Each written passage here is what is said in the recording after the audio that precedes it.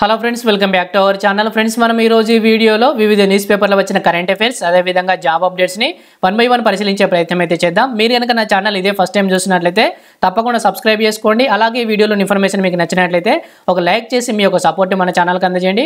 Friends, ఈరోజు updates కనుక చూసినట్లయితే మనకు ఫస్ట్ అప్డేట్ వచ్చేసి ఆర్టీసీకి సంబంధించండి. ఆర్టీసీలో ఇక డ్రైవర్ కమ్ కండక్టర్ పోస్టులు అంటే ఇక్కడ చూడవచ్చు. నిరుద్యోగులకు టీఎస్ఆర్టీసీ శుభవార్త చెప్పనుంది. ఆర్టీసీలో నియామకాలకు త్వరలోనే నోటిఫికేషన్ వచ్చే అవకాశం ఉంది.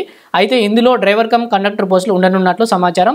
జిల్లాలు ఇతర రాష్ట్రాలకు వెళ్లే సర్వీసుల్లో డ్రైవర్ కండక్టర్ డ్యూటీ ఒకరే చేసేలా నియామకాలు చేపట్టున్నారు. సో ఇది నిరుద్యోగులకు కొంత నష్టం చేకూర్చే అంశం అండి. దీనివల్ల కండక్టర్ పోస్టులు కొంతవరకు అయితే తగ్గే అవకాశం అవుతుంది. ప్రస్తుతం పల్లె వెలుగు ఎక్స్ప్రెస్ బస్సులు మినహా మిగతా సర్వీసులు అన్నిటికీ డ్రైవర్లే టికెట్లు జారీ చేస్తుండగా కొన్ని నాన్ స్టాప్ సర్వీసుల్లో నిర్ధారిత పాయింట్ల వద్ద కండక్టర్లు బస్సు ఎక్కి టికెట్లు జారీ చేసి దిగిపోతున్నారు. నిర్వహణపరమైన వ్యయభారాన్ని తగ్గించుకునే క్రమంలో డ్రైవర్ కమ్ కండక్టర్ పేరుతో పోస్టులు భర్తీ చేసే యోచనలో టీఎస్ఆర్టీసీ ఉన్నట్లు సమాచారం. సో మనందరికీ తెలుసు, ఇప్పుడు పల్లె వెలుగుల్లో ఏ విధంగా రష్ ఉందో పల్లె వెలుగుల్లో మాత్రం కండక్టర్ల యొక్క అవసరం అయితే తప్పకుండా ఉంటుంది. పల్లె వెలుగుల్లో డ్రైవర్లు టికెట్ ఇవ్వడం అనేది ఎట్టి పరిస్థితుల్లో పాసిబుల్ అయితే కాదు. కొన్ని కండక్టర్ పోస్టులు అయితే తప్పకుండా ఉంటాయి. సో అయితే దీనిపై త్వరలోనే తుది నిర్ణయం తీసుకున్నట్టు తెలిసింది. కాగా ఆర్టీసీని లాభాల బాట పట్టించేందుకు సంస్థ అధికారులు ఇప్పటికే అనేక చర్యలు చేపట్టారు. ఇందులో భాగంగా 2 డ్యూటీలను ఒకే వ్యక్తి నిర్వహించేలా చూస్తున్నారు. దీనివల్ల ఆర్టీసీకి వేతనాల రూపంలో భారీగా ఆదా అవుతుందని సంస్థ అధికారులు భావిస్తున్నారు. దీంతో పాటు ఆర్టీసీ ఇప్పటికే టికెటేతర ఆదాయంపై సైతం దృష్టి సారించింది. వాటిలో భాగంగా కార్గో సేవలు ప్రారంభించింది. కొన్ని ప్రదేశాల్లో ఆర్టీసీ భూముల్లో పెట్రోల్ బంకులు కూడా ప్రారంభించింది.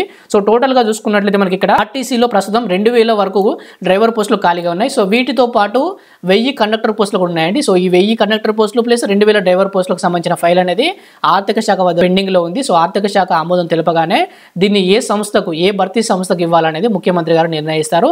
దీన్ని దాదాపుగా Telangana state level police recruitment కి అప్పగించాలనేది ప్రభుత్వం ఆలోచిస్తున్నట్టు మనం గతంలో వార్తలు కూడా చర్చించాం. సో దీని మీద టీఎస్పీఎస్సీ దాదాపుగా అనాసక్తిగానే ఉన్నట్టుగా కూడా చూసాం. సో తర్వాత అప్డేట్ చూసినట్లయితే మనకు బీసీ స్టడీ సర్కిల్ కి సంబంధించి బీసీ స్టడీ సర్కిల్ లో గ్రూప్ 1 ప్రిలిమ్స్ గ్రాండ్ టెస్ట్ అంటే ఇక్కడ చూడవచ్చు. సో గ్రూప్ 1 కి సంబంధించి అదేవిధంగా యూపీఎస్సీ ప్రిలిమ్స్ కి సంబంధించిన 2 గ్రాండ్ టెస్ట్లు కూడా దీంట్లో నిర్వహిస్తారండి. గ్రూప్ 1 కి సంబంధించి అన్ని జిల్లా బీసీ స్టడీ సర్కిల్ కేంద్రాల్లో గ్రాండ్ టెస్ట్లు మీరు అటెండ్ అయితే కావచ్చు. సో దీనికి సంబంధించి మీరు టీఎస్ బీసీ స్టడీ సర్కిల్లో ముందుగా రిజిస్ట్రేషన్ అయితే కావాలి. రిజిస్ట్రేషన్ అయిన తర్వాత గ్రూప్ 1 కి సంబంధించి ఇక్కడ ఉన్నాయి కదండి, ఇక్కడ మీకు కనిపిస్తున్న తేదీల్లో మీరు అటెండ్ అయ్యి మీ యొక్క గ్రాండ్ టెస్ట్లు అయితే రాయొచ్చు. కేవలం గ్రూప్ 1 కి సంబంధించి మాత్రమే జిల్లా కేంద్రాల్లో ఉంటాయి. అదేవిధంగా యూపీఎస్సీ ప్రిలిమ్స్ సంబంధించిన గ్రాండ్ టెస్ట్లు అనేది మీకు హైదరాబాద్ కేంద్రంలో మాత్రమే అందుబాటులో ఉంటాయి. సో తర్వాత అప్డేట్ చూసినట్లయితే మనకు టెట్ కి సంబంధించి 20 నుంచి టెట్ ఆన్లైన్ పరీక్షలు అంటే ఇక్కడ చూడవచ్చు. సో ఇంకా హాల్ టికెట్లు అయితే విడుదల కాలేదు. హాల్ టికెట్లకు సంబంధించి మనకి ఇక్కడ నమస్తే తెలంగాణలో ఒక ఆర్టికల్ ఇచ్చారు. టెట్ హాల్ టికెట్ల జారీలో ఫెయిల్, విఫలమైన విద్యాశాఖ అభ్యర్థులకు తప్పని పడిగాపులు అంటే ఇక్కడ చూడవచ్చు. టీచర్ ఎలిజిబిలిటీ టెస్ట్ హాల్ టికెట్ల జారీలో విద్యాశాఖ పూర్తిగా విఫలమైంది. నిర్లక్ష్యంగా వ్యవహరించి అభ్యర్థుల జీవితాలతో ఆటలాడుకుంటుంది. బుధవారం విడుదల కావాల్సిన టెట్ హాల్ టికెట్లను జారీ చేయలేదు. దీంతో అభ్యర్థులకు టెన్షన్ పట్టుకుంది. టెట్ పరీక్షలు ఈ నెల 20 నుంచి ప్రారంభం కానున్నాయి. మే 15 హాల్ టికెట్లు విడుదల చేస్తామని నోటిఫికేషన్లోనే పొందుపరిచారు. ఇదే అంశంపై మంగళవారం నమస్తే తెలంగాణ అధికారులను సంప్రదించగా బుధవారం హాల్ టికెట్లను విడుదల చేస్తామని వారు పేర్కొన్నట్టుగా దీంట్లో చూడవచ్చు. సో ఈ రోజు నైట్ అయినా ఏ టైం అయినా కూడా మనకు దీనికి సంబంధించి హాల్ టికెట్ ఎట్టి పరిస్థితుల్లో ఇస్తారండి. సో తర్వాత అప్డేట్ చూసినట్లయితే మనకు గురుకుల పోస్టుల్లో కోర్టు తీర్పు అమలయ్యానా అంటే ఇక్కడ ఒక ఆర్టికల్ ఇచ్చారు. సేమ్ నమస్తే తెలంగాణ నుండే హైకోర్టు ఆదేశించిన ముందుకు సాగని ప్రక్రియ, ప్రభుత్వ నిర్ణయమే ఫైనల్ అంటున్న ట్రిప్, తీవ్ర మానసిక ఆవేదనలో గురుకుల అభ్యర్థులు అంటే ఇక్కడ చూడవచ్చు. సో దీనికి సంబంధించి మనకు హైకోర్టు ఏం ఆదేశాలు ఇచ్చిందండి, రీలింక్వేస్మెంట్ విధానానికి సంబంధించి మెరిట్ అభ్యర్థులకు తర్వాత ఉద్యోగాలు ఇవ్వండి అని కొన్ని సూచనలు ఇస్తే హైకోర్టు ఇటీవల ఆదేశాలు ఇచ్చింది. సో దాన్ని ప్రభుత్వం ముందు ట్రిప్ పెట్టిందంటే ఇక్కడ ఇచ్చారు. ప్రభుత్వ నిర్ణయమే ఫైనల్ అంటున్న ట్రిప్. సో దీని మీద ఎన్నికల కోడ్ ముగియగానే ప్రభుత్వం నిర్ణయం అయితే తీసుకుంటుందండి.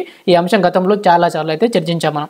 సో తర్వాత అప్డేట్ చూసినట్లయితే మనకు ఈ నెల 22 అదేవిధంగా జూన్ 5న అగ్నివీర్ వాయు ర్యాలీ అయితే నిర్వహించున్నారు. దీనికంటే ముందు అటెండ్ కావడానికి మీరు ఇక్కడ అగ్నిపత్ వాయు CDA.in లో మీరు వెబ్సైట్లో అయితే రిజిస్ట్రేషన్ చేసుకోవాలి. సో ఎవరైనా ఇంట్రెస్ట్ ఉన్న వాళ్ళైతే ఈ వెబ్సైట్లో రిజిస్ట్రేషన్ చేసుకొని ఈ నెల 22 అదేవిధంగా జూన్ 5న అగ్నివీర్ వాయు ర్యాలీ అయితే అటెండ్ కావడానికి ప్రయత్నం చేయండి. సో మనందరికీ తెలుసు అగ్నివీర్ స్కీమ్ అనేది 4 years మాత్రమే ఉంటుంది.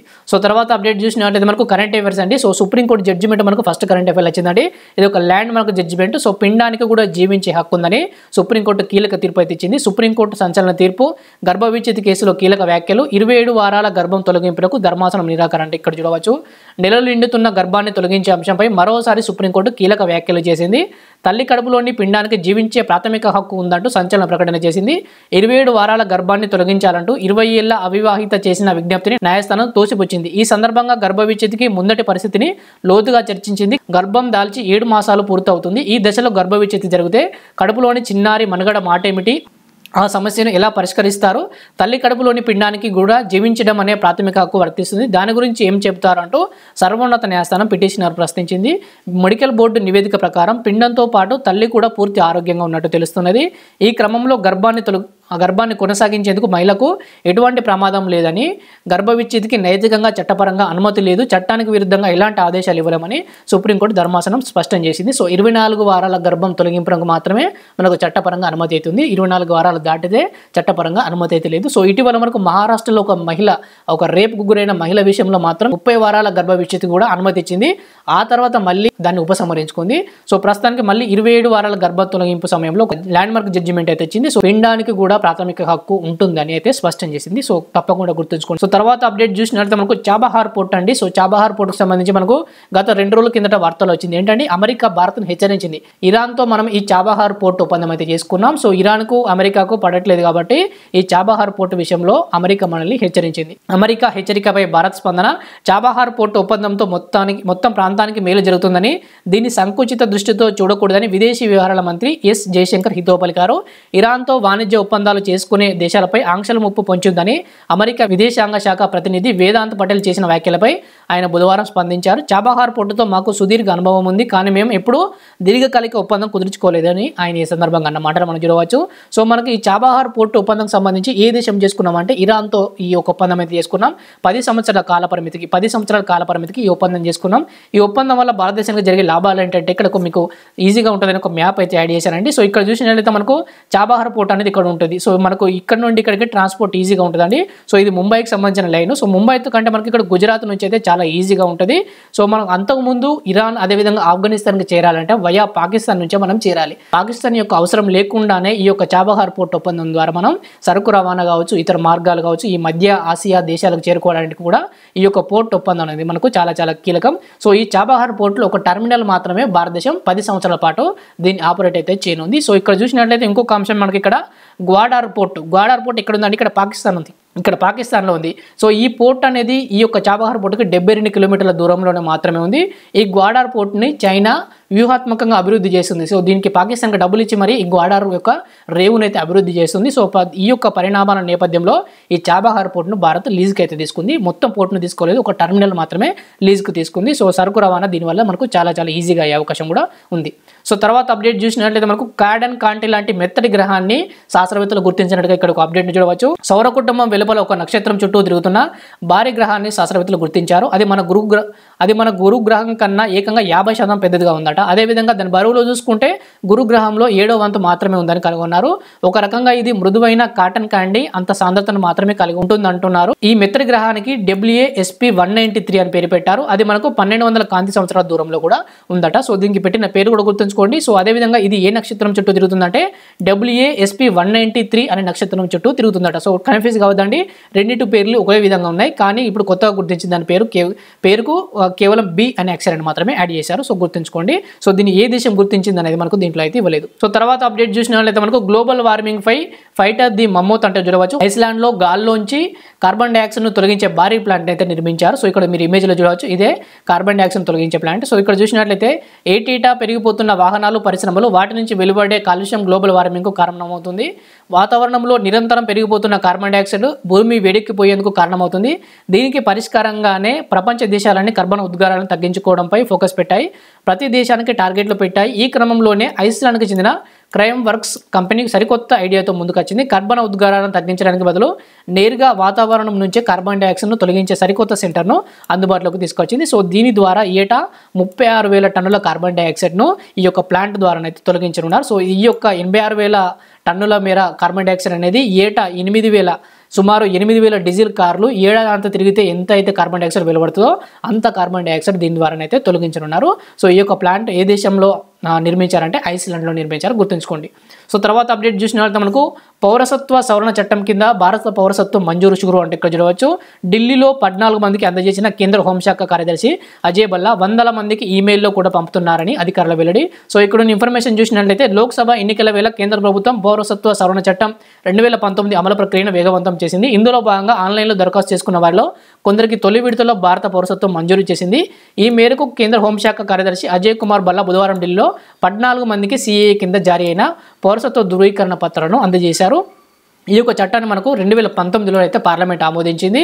సో ఆ తర్వాత దీన్ని రాష్ట్రపతి కూడా ఆమోదించారు. సో ఈ యొక్క సిటిజన్షిప్ అమెండ్మెంట్ యాక్ట్ గురించి ఇక్కడ చూసినట్లయితే మనకు పాకిస్తాన్, బంగ్లాదేశ్, ఆఫ్ఘనిస్తాన్ ఈ 3 దేశాల నుంచి వలస వచ్చిన ముస్లిమేతర శరణార్థులు వాళ్ళ దగ్గర తగిన పత్రాలు లేకపోయినా కూడా భారత పౌరసత్వాన్ని వాళ్ళైతే పొందవచ్చు. సో దీంట్లో ఒక కట్ ఆఫ్ డేట్ కూడా మనకి ఇక్కడ ఇచ్చారు. 2014 డిసెంబర్ 31 కంటే ముందు వచ్చిన వాళ్ళకి మాత్రమే ఈ యొక్క నిబంధన అయితే వర్తిస్తుంది. సో ముస్లిమేతర శరణార్థులకు మాత్రమే, ఎందుకంటే ఈ బంగ్లాదేశ్, పాకిస్తాన్, ఆఫ్ఘనిస్తాన్ అనేది ముస్లిం దేశాలు కాబట్టి ముస్లిమేతరులు మాత్రమే అక్కడ అణచివేతకు గురవుతారు. ముస్లింలు అక్కడ అణచివేతకు గురయ్యే అవకాశం లేదు కాబట్టి ముస్లిమేతర శరణార్థులకు మాత్రమే భారతదేశం పౌరసత్వం కల్పిస్తుంది. సో తర్వాత అప్డేట్ చూసినట్లయితే మనకు కాంగ్రెస్ సీనియర్ నేత కమలా బేనివాల్ కన్నుమూత. ఈమె 7 సార్లు ఎమ్మెల్యేగా అదేవిధంగా గవర్నర్గా కూడా బాధ్యతలు నిర్వహించారట. సో ఈమె ఏ రాష్ట్రాలకు గవర్నర్గా నిర్వహించారని మనల్ని అడిగే అవకాశం అయితే ఉంది. సో ఈమె గుజరాత్తో పాటు త్రిపుర, మిజోరాం ఈ 3 రాష్ట్రాలకు గవర్నర్గా పనిచేశారు. అదేవిధంగా 7 సార్లుగా ఎమ్మెల్యే గెలిచిన బేనివాల్ రాజస్థాన్ ఉప ముఖ్యమంత్రి కూడా పనిచేశారట. సో ఈ రాష్ట్రాల పేర్లు, ఈమె పనిచేసిన రాష్ట్రాలు ఏ రాష్ట్రాలకు అయితే గవర్నర్గా పనిచేశారో ఆ రాష్ట్రాల పేర్లు కూడా గుర్తుంచుకోండి. అదేవిధంగా రాజస్థాన్ ఉప ముఖ్యమంత్రిగా కూడా పనిచేశారు. సో తర్వాత అప్డేట్ చూసినట్లయితే సింగపూర్ కొత్త ప్రధానిగా లారెన్స్ వాంగ్ అంటూ చూడవచ్చు. సో ఈయన ఎవరి స్థానంలో ఈ యొక్క పదవి బాధ్యతలు స్వీకరించారని కూడా అడగవచ్చు. సో పాత ప్రధాని, కొత్త ప్రధాని ఇద్దరు పేర్లు కూడా మీరు గుర్తుంచుకోవాలి. 2 దశాబ్దాల తర్వాత కొత్త ప్రధాని సింగపూర్ కొత్త ప్రధానిగా లారెన్స్ వాంగ్ బుధవారం ప్రమాణ స్వీకారం చేశారు. ఈ కార్యక్రమాన్ని టెలివిజన్లో ప్రత్యక్ష ప్రసారం చేశారు. 2 దశాబ్దాల పాటు ప్రధాని పదవి నిర్వహించి రాజీనామా చేసిన లీ సీన్ లుంగ్ స్థానంలో లారెన్స్ వాంగ్ బాధ్యతలు స్వీకరించారు. పూర్వపు ఉప ప్రధాని అయిన వాంగ్ బుధవారం రాత్రి 8 గంటల తర్వాత ఇస్తానా ప్రభుత్వ కార్యంలో ప్రధానిగా బాధ్యతలు స్వీకరించారు. సో ఇద్దరు పేర్లు గుర్తుంచుకోండి. లీ సీన్ లుంగ్ ఆయన యొక్క పాత ప్రధాని, ఆయన మాజీ ప్రధాని. సో కొత్త ప్రధాని వచ్చేసి లారెన్స్ వాంగ్. ఇద్దరు పేర్లు గుర్తుంచుకోండి. సో తర్వాత అప్డేట్ చూసినట్లయితే మనకు ఇంటర్నెట్ షట్ డౌన్లో భారత్ టాప్ అంటే ఇక్కడ చూడొచ్చు. వరుసగా 6వ ఏటా మొదటి స్థానం. 2023లో 116 సార్లు నెట్ బంద్ అంటే ఇక్కడ చూడవచ్చు. సో వీటిలో ఎక్కువగా మనకు మణిపూర్లో అల్లలు జరిగాయి కాబట్టి ఈ 116 సార్లు నెట్ ఎప్పుడైతే బంద్ చేశారో దాంట్లో 47 సార్లు అనేది కేవలం మణిపూర్లో మాత్రమే జరిగింది. సో తరచుగా ఇంటర్నెట్ సేవలు నిలిపివేయడంలో భారత్ ప్రపంచంలోనే మొదటి స్థానంలో నిలిచింది. 2023లో ప్రపంచవ్యాప్తంగా వివిధ కారణాలతో 283 సార్లు ఇంటర్నెట్ సేవలు నిలిచిపోగా దాంట్లో 116 ఘటనలు మన దేశంలో జరిగాయి. అంటే దాదాపుగా 50% మన దేశంలో జరిగాయి అని ఏ సంస్థ ఇచ్చిందంటే యాక్సెస్ నౌ అనే డిజిటల్ హక్కుల సంస్థ ఈ యొక్క విషయాన్ని తెలిపినట్టుగా గుర్తుంచుకోండి. 116 సార్లు మన దేశంలో ఇంటర్నెట్ అయితే బంద్ చేశారంట. సో గుర్తుంచుకోండి. నెక్స్ట్ అప్డేట్ చూసినట్లయితే మనకు నీరజ్ దే పసిడి అంటే ఇక్కడ చూడవచ్చు. 3 ఏళ్లలో తొలిసారి స్వదేశంలో పోటీపడ్డ భారత star javelin thrower Neeraj Chopra స్వర్ణంతో మెరిశాడు. ఫెడరేషన్ కప్లో హర్యానా తరపున బరిలో దిగిన నీరజ్ పురుషుల జావెలిన్ త్రోలో ఛాంపియన్గా నిలిచాడు. కానీ తన స్థాయికి తగ్గ ప్రదర్శన చేయలేకపోయాడు. 26 ఏళ్ల నీరజ్ 4వ ప్రయత్నంలో 82.22 మీటర్ల జావెలిన్ త్రో విసిరాడట. సో ఈయన యొక్క 82.27 అనేది తన కెరీర్లో ఇది మంచి ప్రదర్శన కాదు. సో ఈయనకు అయినా కూడా స్వర్ణం ఎందుకు లభించిందంటే ఈయన తర్వాత వచ్చిన ఈ ఉత్తమ్ కావచ్చు, అదేవిధంగా డిపి మను వీరు ఈయన కంటే తక్కువ త్రో చేయడంతో ఈయనకు స్వర్ణం లభించినట్టుగా ఇక్కడ ఇచ్చారు మనకు. ఈయన జీవితంలో గరిష్టంగా వేసిన జావెలిన్ త్రో వచ్చేసి 89.4 మీటర్లు. సో దాంతో పోల్చుకుంటే 82.22 మీటర్లు అనేది ఆయన యొక్క కెరీర్లో ఇది కొంచెం వరకు ఆయన స్థాయికి తగ్గ ప్రదర్శన అయితే కాదు. కానీ సో స్వర్ణం అయితే గెలుచుకున్నట్టు గుర్తుంచుకోండి. ఫెడరేషన్ కప్లో హర్యానా తరపున ఆయన బరిలో అయితే దిగాడు. సో ఇవి మనకి ఈరోజు వార్తల్లో నిలిచిన important education updates. Thank you for watching. Thank you.